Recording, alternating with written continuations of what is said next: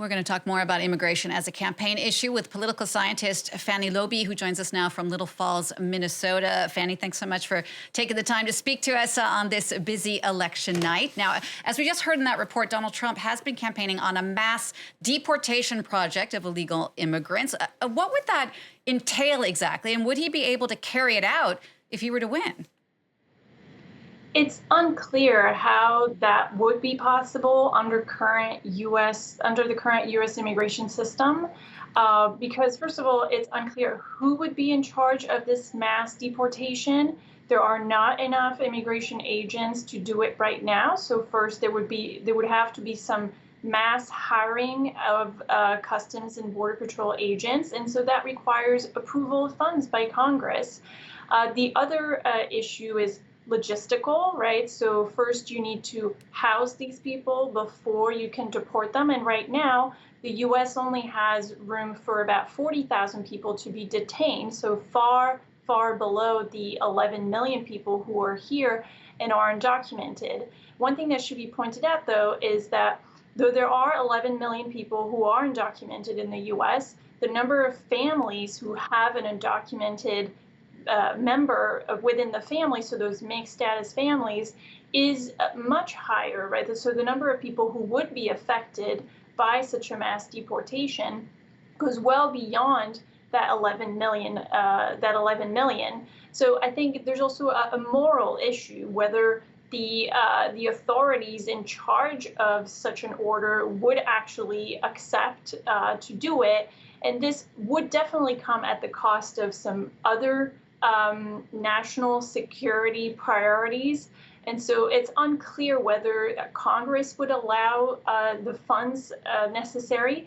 I think it's important to remember that when Trump requested $5 billion to build the wall, it led to the longest government shutdown in U.S. history. And that was just to build a wall, which is already in some ways present along the U.S.-Mexico border. So this type of operation that he has touted throughout his campaign, that mass deportation, seems really unlikely to actually take place.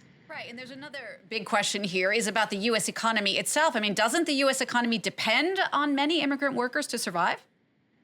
Yes, U.S. Immigrants in the U.S. are highly involved in the labor market. And so amongst these 11 million people, most of them are employed, and there are certain industries that heavily depend on migrant labor. So think, for example, of the service industry, the restaurant industry, anything that is related to construction, anything that's related to service to older Americans. These are any kind of person, like care for homes or families. So this would be, there would be a tremendous impact there.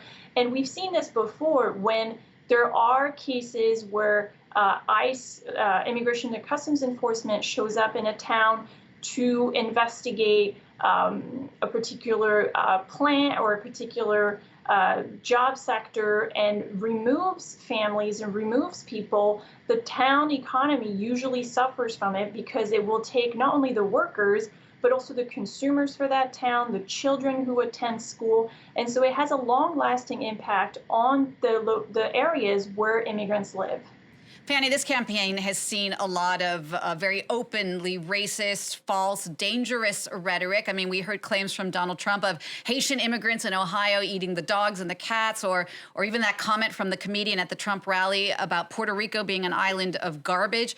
I mean, how do you explain the rise of that kind of anti-immigrant rhetoric, and do you see it stopping anytime soon? So I think this is something that has been going on for decades, where the way that we talk about immigration in the United States has become much more fear-based, and that started in the 1980s and 1990s, where instead of talking about an increase in immigration, people will talk about a wave, for example. And that sends a message that this is how we talk about those people, and this is how those people should be perceived. And so it has an impact on how the public at large perceives immigrants and perceives how welcome they are in the country. And so we've noted, though, since Trump started office, we all remember the day he announced his campaign back in 2015. He talked about Mexican immigrants. He said they were rapists, right? He said they were bringing drugs. And so his whole campaign has always relied on that kind of rhetoric. And what we've learned, sadly, in the last 9 years is that there is a section of the American public that is okay with this kind of rhetoric and that is not concerned about this kind of rhetoric. So it's not surprising to see that the rhetoric leads to public support for specific policy.